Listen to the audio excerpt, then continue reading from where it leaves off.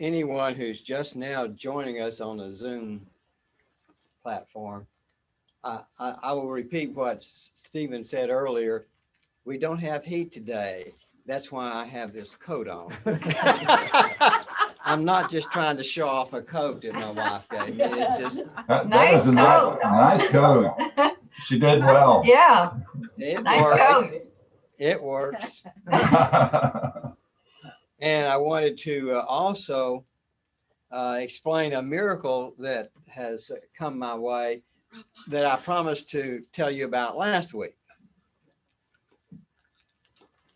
As you know, I put together books of one sort or another at times, and they're bound by being glued. The pages are glued to the spine. And if you handle such books very much, the pages start coming out. I mean, if you're really rough, I'm rough with books. I just throw them here and over there, whatever. But maybe you're not. But that can occur at any rate if you're not careful. And so I thought, well, how can I avoid that? And I was looking at some other magazines and publications, and I realized there's something called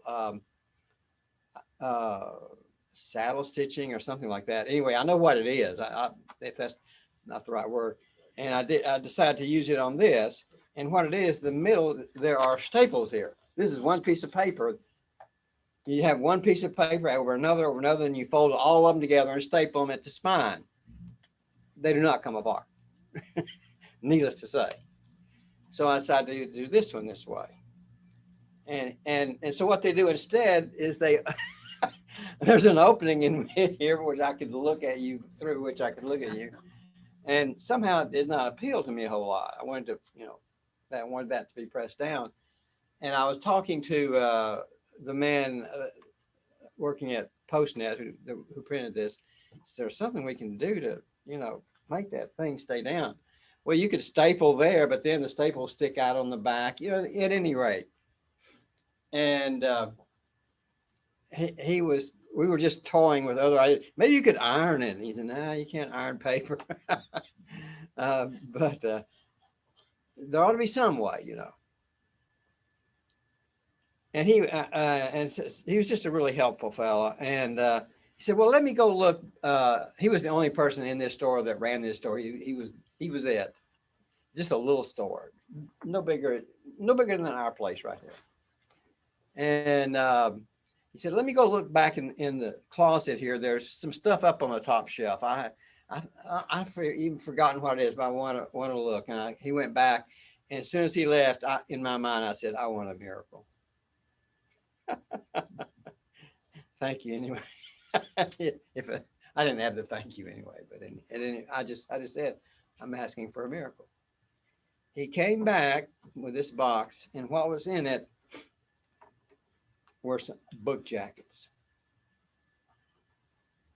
And they were almost the right size. I had to decrease this size a little bit, but that's trivial, no big deal. And so you could open this up and see. He said, I told him I would decrease it and we would see if there were enough pages, but it wasn't quite thick enough. You can't tell it probably. You could look at it later, but what this man has done right in here, he has put something. I don't know what it is. A bunch of little papers. It's as if there was a straw in there that's been pushed down or something, and there's no bulging like you have here. No bulging. So you open it up, and and I said, "That's wonderful. That's just what I wanted. I couldn't have anything better." I don't know what I exactly said to him, but that was my thought. But he had only 9 of them. This is one. There he has 8 more. And I said, "Well, I want those 9 that you have." And I don't know whether I'll do all of them this way or not. People will tolerate this, I'm sure. You still read the one, you still turn the pages. So I just wanted to share that with you. I went back to get some more yesterday. And there was a sign on the store that said, this store is temporarily closed. So I don't know whether I'll be able to find him Monday or not, but I probably will. And we'll see what we can do there. Hey, Bob, Yes. did you reprint that one smaller, or did you cut one down to fit in there? Well, I reprinted it smaller. If you just cut something down, it kind of messes Yeah, it up a bit. true. I know. That's why I didn't know if it was something you could retrofit or not. Well, no, I just, it's digital, so all you gotta do is format the page to a smaller size. And it's a small book, so it was really not that much trouble. I was glad to do it. I didn't know if I could put mine in one of those. The one I've already got, I didn't know if it was something I could adapt the one that I've got to one of those red covers. Oh, I see where you're coming from. Well, what we would have to do there is get in touch with this company and see if they make book jackets that are a little bit bigger. I don't know. Oh, yeah, there you go. Right. I don't know the answer to that. Okay. Couldn't. They are standard sizes as far as my computer program is concerned. And here's a thought that has come to me, and I don't know how it will work out, but let me share one other thing with you. Come to think of it, before I go on, I told the man that did this. I said, before you went into there, I said, I just asked for a miracle. I said, this is just perfect. This is wonderful. And then I asked, before I left, I asked him what his name was. And this has no real significance, but I just took note of it. And he said his name was Don Taylor. And I said, and what's interesting to me is probably the best friend I ever had in my youth, at any rate, was my roommate in college, and his name was Don. And we both lived in Taylor Hall,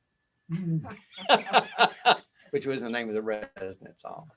I thought that was interesting. This little synchronicity, I guess. But what I started to say is that you never know what the future brings, of course, but there's a possibility in my mind that that there will be students of one of these books or the other that will be opened up to the other book because of this book.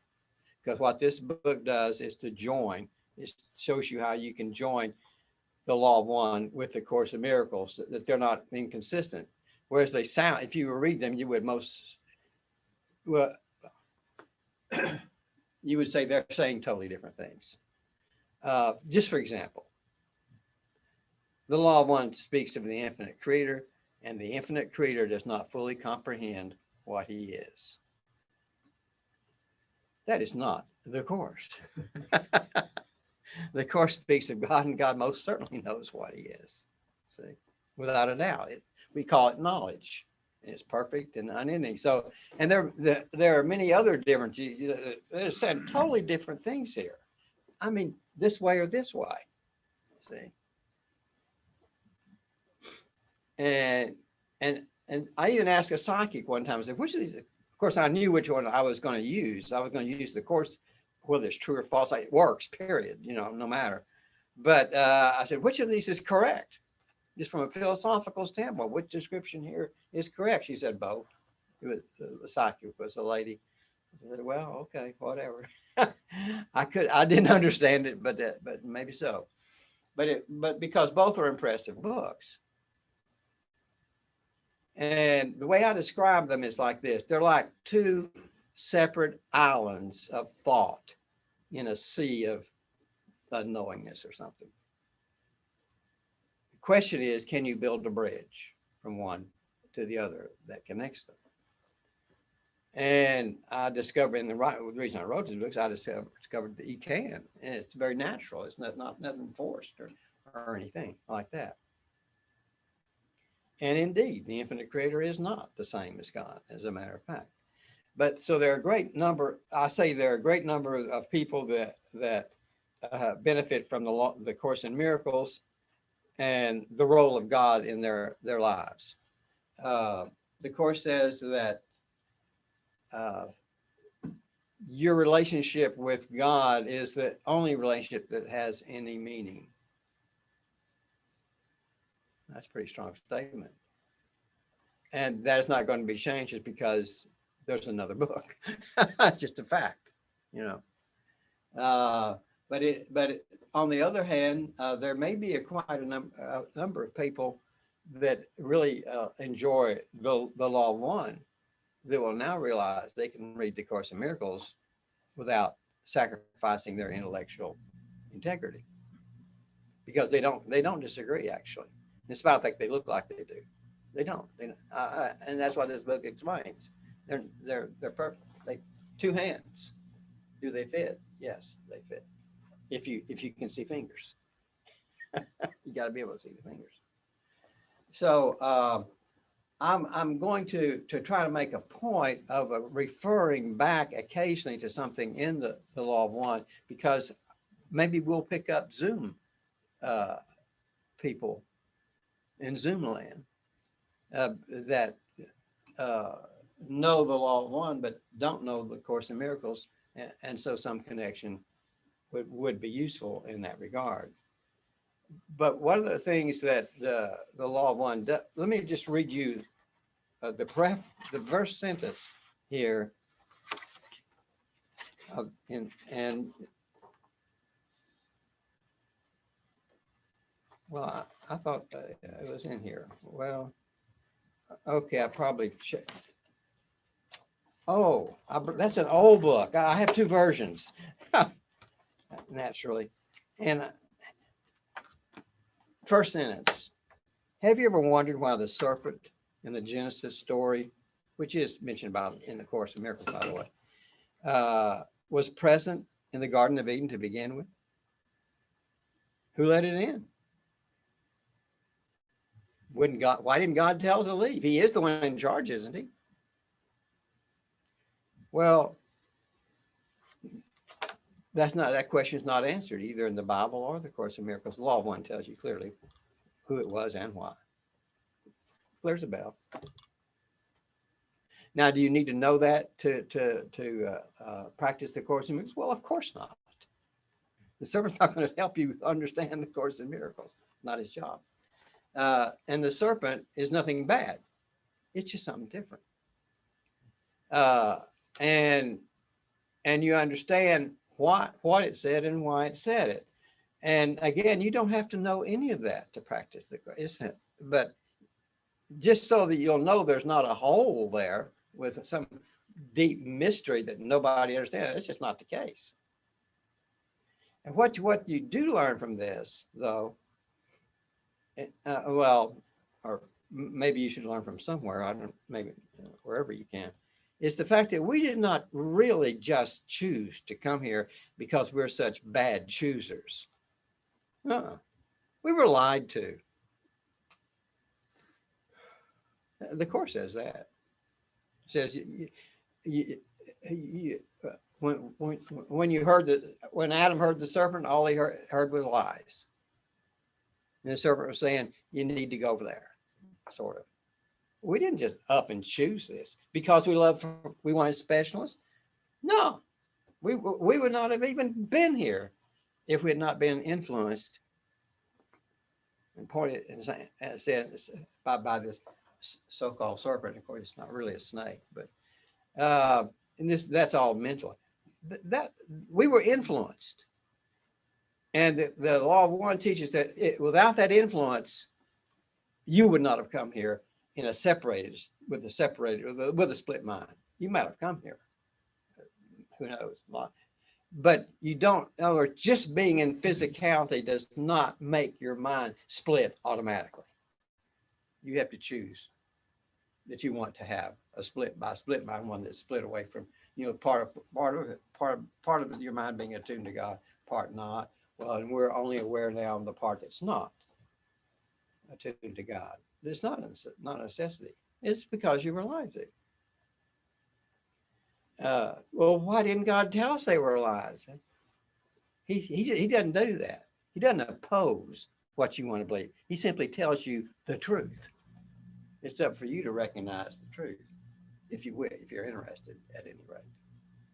And that's why Jesus said he came here, so that to help us or show us how to separate the true from the false. And so once you realize that your original motivation was just because you were misled, where does judgment come from? Against yourself for being here. Hey, it doesn't exist. If a policeman lies to you and says, go down that street and it happens to be a dead end and it ends at a cliff, I mean, and you go over the cliff, it was not your problem that you went there that way. You believe the policeman. That's your problem. Well, we don't know everything, so we tend to believe a policeman if he says that road is closed. And so all this is understandable. It's not mysterious or something. It's just that it's too big a deal. It was very appropriate and wise for Jesus, who gave us this book, to not go into all that, because you don't need it. The main need is to get back, not to understand how you got here. That's not really the main need. But how you got here is understandable. I remember early on, years ago, probably 30 years ago, I'd begun a spiritual search of one sort or another, and just trying different things. Read this, you read that, you try this practice or that practice. But at least trying to find a book that got your attention. And there are a lot of good spiritual books around. And I sort of found many interesting and enjoyed them. And then I came upon the Course in Miracles. And it said, and you just open it up, and it just tells you, this course is not optional, it's a requirement. Well, really? That's not the way most books start. I've never written a book that said, you got to read this book I just wrote or you've had it. I've never, I would not even consider making such a statement.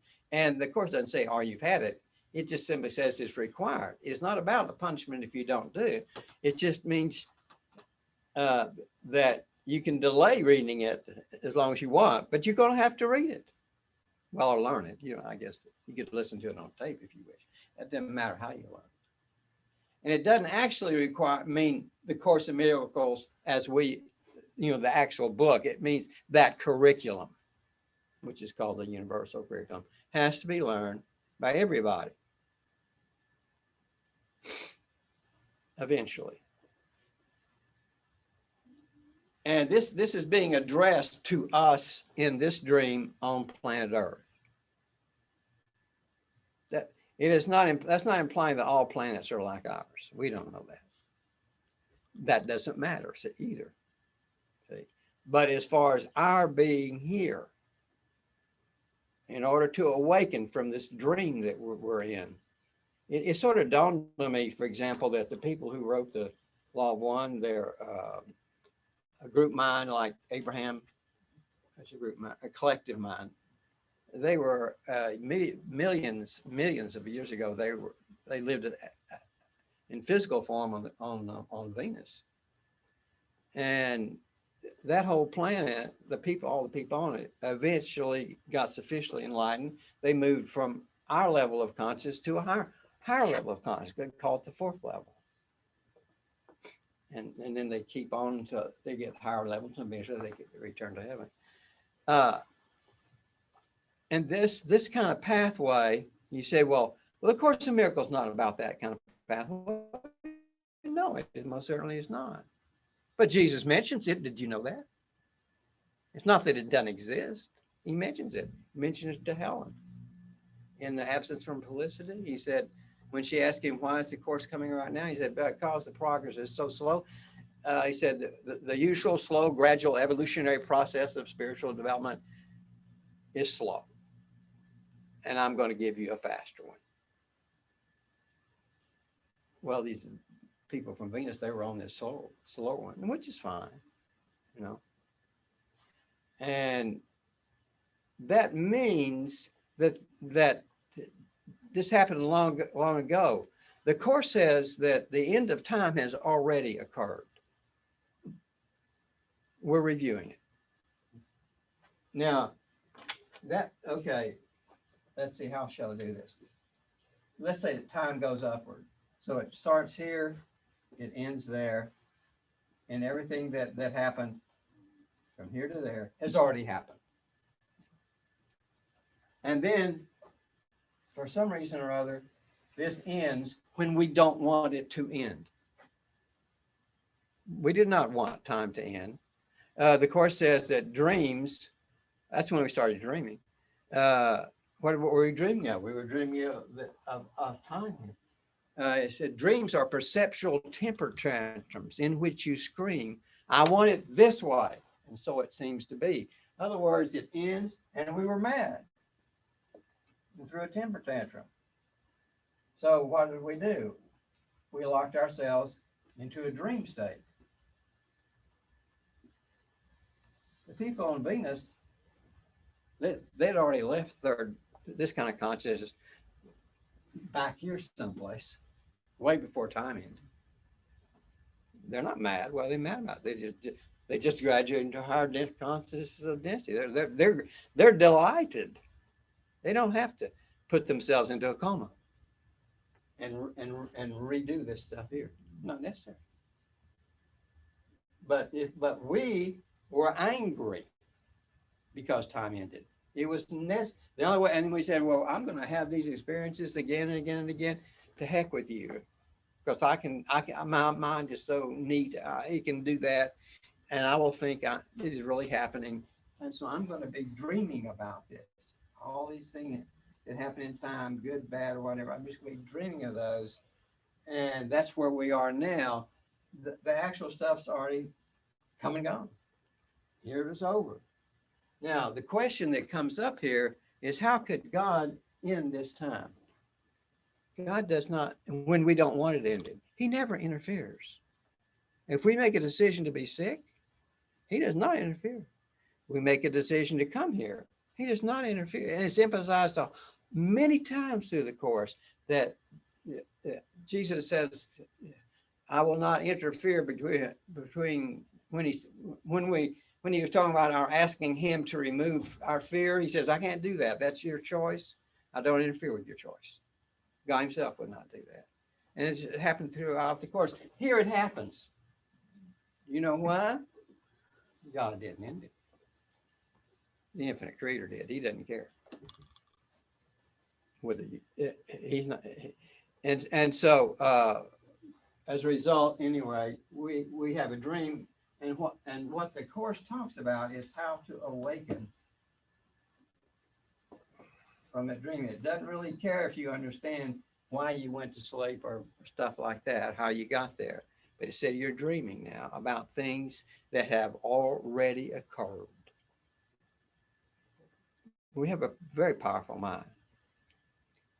It's frightening almost. It's so potent, you know. And so Jesus, the Course talks at some length about going back to the original experience of this. Maybe this little part of the dream right here is a replay of something that happened right there. He talks about going back in there and changing that event, because you are now, in other words, you get to a point where you can let go of a grievance, which was made that back here. Jesus said, well, okay, I'm going to go back there because now you're ready to let go of it. In other words, he's not going to interfere. Okay. And he can change it so that this becomes, it is released. There's no separation there in that moment now. And it's totally cleaned up, you might say. Jesus is going to take the time and effort to clean up all the mistakes that we made. And by cleaning up, I mean, he undoes them. Because time's under his control. And then it's just, they never happen. This is going to a lot of trouble, it seems to me. But what do I know? But he's doing it. with in cooperation with our forgiveness of grievance as we do this. So this will all go away, because the infinite creator and God seems the difference is only in here, and that's going to be washed out. It's going to be removed. But the only reason they're different is because what the law of one says is that the first known thing is infinity. And then infinity became aware. That means it's a mind. But then it realized it wasn't aware fully of what it was. It sounds really natural to me. I can't really imagine it being the other way, actually.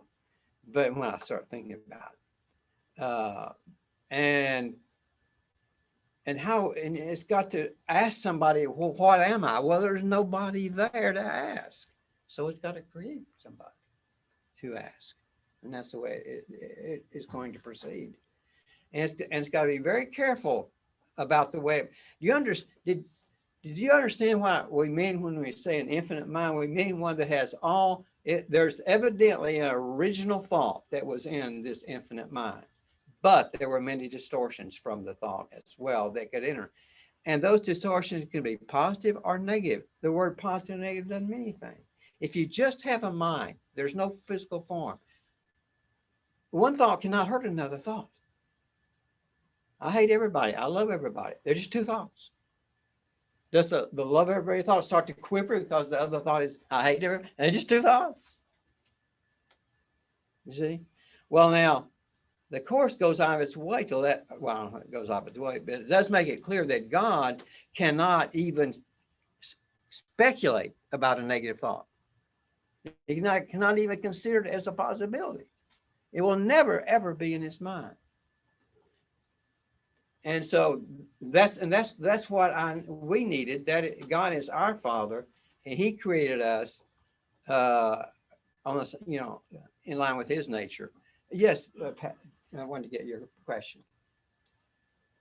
I was just thinking, according to what Jesus said in the Course, are we really the ones dreaming, or are we a part of Adam's dream that he's never woken up? It says nowhere in the Bible does it say that Adam woke up. Right. I think that is alluding to the fact that, yeah, I think I don't know, it depends on how you regard Adam. I regard it as representing all of us. The Adamic race. Yeah. Well, I just think of it representing all of us, right? Whatever kind of race we are. Yeah. But that's never explained in the Course. It refers to Adam, but it doesn't actually talk about Adam. So I just think of that as the beginning of humanity or something like that. In other words, and here's what the law of one says about the tiny man. This all began with the tiny man idea, and what the law of one says about that it tells you where the tiny man idea comes from too, for that matter. The tiny man idea was put in place purposely so that our minds would be separated from God and we could go out on our own.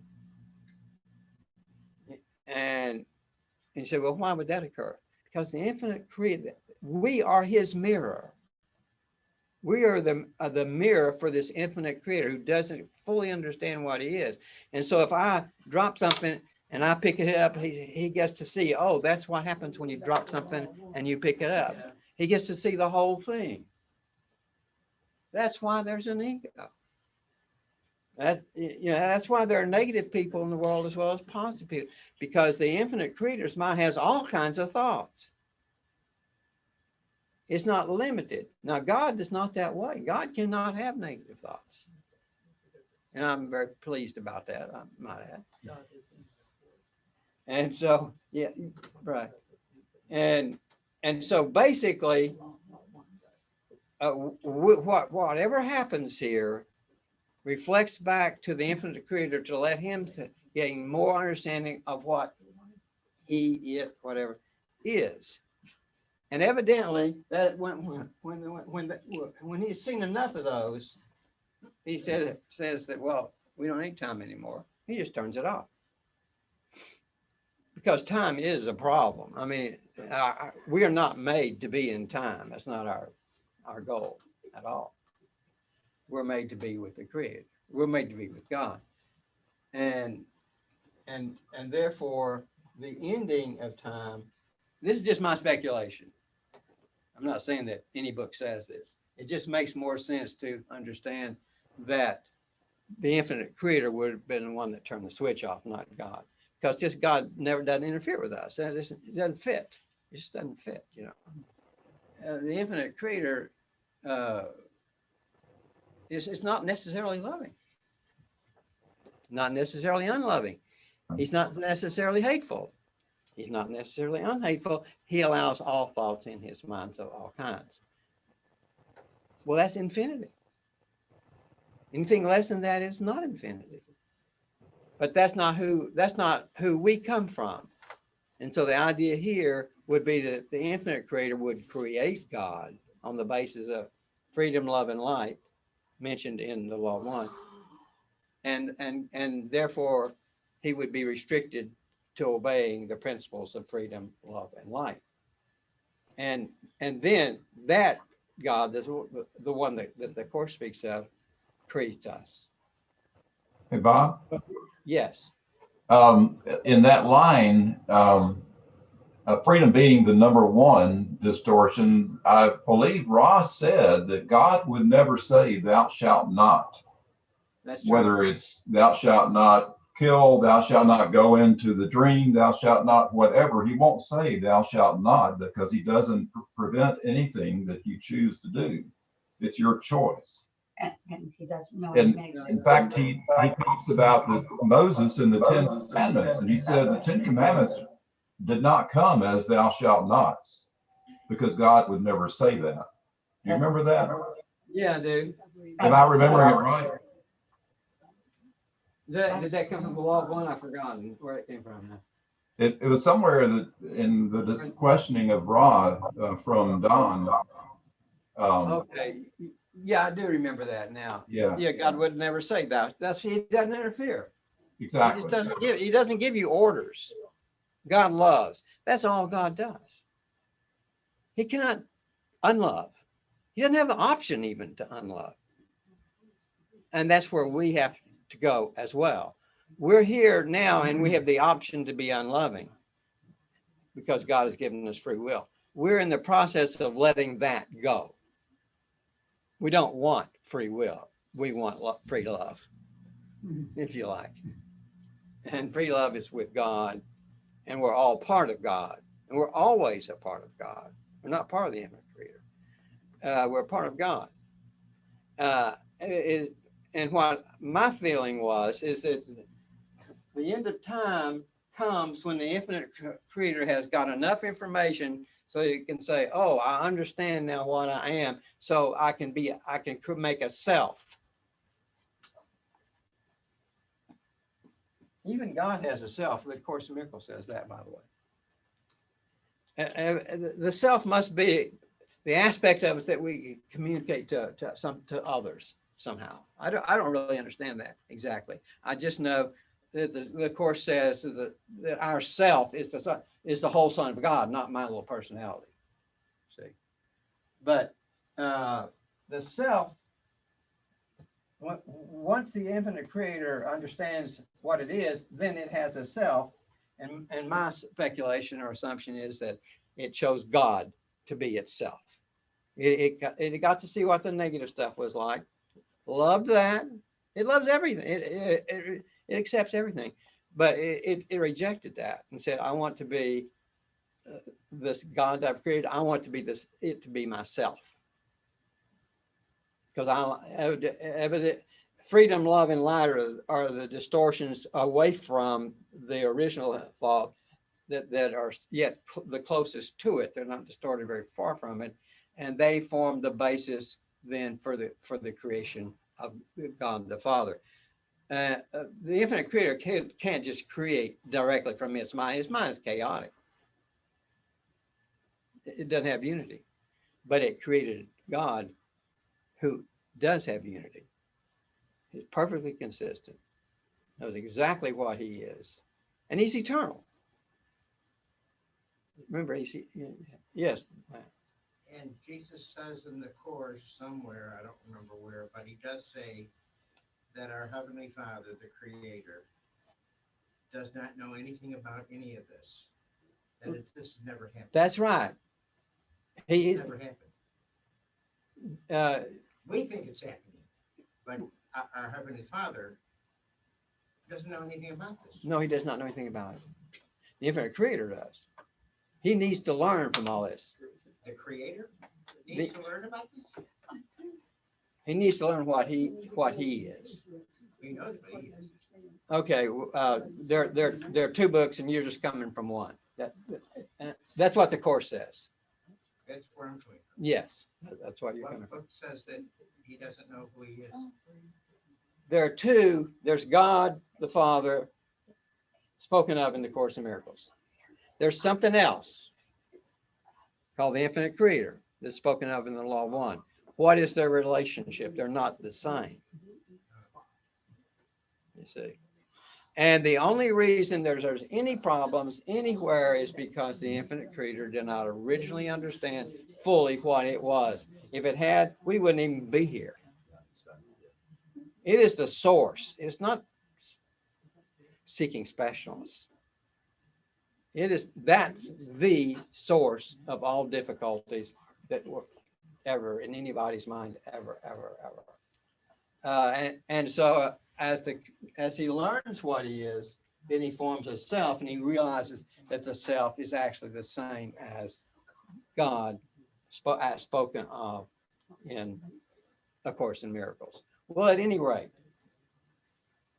I'm just saying this because I'm going to be putting this book out here, and maybe we will have Zoom people that will be coming from this position, and I will try to make it a little clear every once in a while what some of that is and so forth. It may not occur at all. I don't really know. But the two books are consistent, whether they sound that way or not. For 30 years, I thought they were inconsistent. But I didn't throw the other one away because it felt right. It felt like truth. It did not feel like junk. And so now I realize why that is so. They indeed are connected, and they indeed are consistent. And that doesn't mean you have to read both of them. Law of One's more like philosophy. The Course in Miracles is more like psychology, spiritual psychology. It helps you. The Law of One just tells you the big picture. You don't have to see the big picture. It's not necessary. Right. That's Inquiring minds like to know, so I got an inquiring mind. But how great a magazine is the Inquirer, right? Not two. Hey, Bob. Yeah. Can I'll put a plug in for your book, because I have noticed since I read it, in both listening to Ra and reading the course, I am seeing now where they both come together, because you see something or read something in the course and you realize, oh, that's consistent with what Ra is saying, or you hear Ra say something and, oh, that's what the course says. And it really does tie them together very well. Let me, Matt, just because of the question Matt asked, others might have you ever wondered why the course says this tiny man idea was in heaven, but just a little short while, not so short that not even a note in heaven's song was missed? Well, the first thing I think of, what time is it? Why are you telling me it's only for a short time? That's just ridiculous. God's nanosecond could be somebody else's decade. You know, why are you saying that? Well, in fact, why is that song in heaven at all? This answers it. The infinite creator needed to hear it. But he learns quick. And so this is very short. It's a tiny tick. He gets it in a tiny tick. And he's saying, and it didn't affect heaven, as a matter of fact. And he ended it as soon as he got what he needed from it, and it is over. That's why it's in there. It's to let you know that all this stuff that we think goes on forever really just was. But it never happened. If you want to say it that way, you know, Well, I mean, that's what the those course- words don't mean anything to me. I'm But coming from the course, and Jesus says this whole thing never happened. what has happened to me? What's your definition of happened? Then I'll pay attention. I don't know. It's I don't know a- it's a what the dream. definition- We're having a dream. Huh? We're having a dream, Absolutely. or we are part of Adam's dream, whatever. It happens in time. It happens in the dream. It happens in Yeah. perception. Yeah. It doesn't happen in reality. Right. And you said the other book shows the big picture. What picture does the course? The one we need. The one we need to awaken from our dream. We need a picture that selects what will help you awaken from the dream and ignores the details or other Thank stuff. God we're not here, and thank God the bodies are not real. That's all I got to say. Indeed. Any of these changes that we think we're having, we're not having. And have a nice day. Yeah, this is a dream. Thank God. And our goal is to awaken from it. then. Yes. And it's become a nightmare. It- This year especially, this past year. I don't see it that way, Well, but I agree with you nevertheless. we'll pray for you. We'll pray for you. We'll pray for you. Well, it is so challenging for many people, but really the size of the challenge does not change the solution. The solution is a gentle lessons.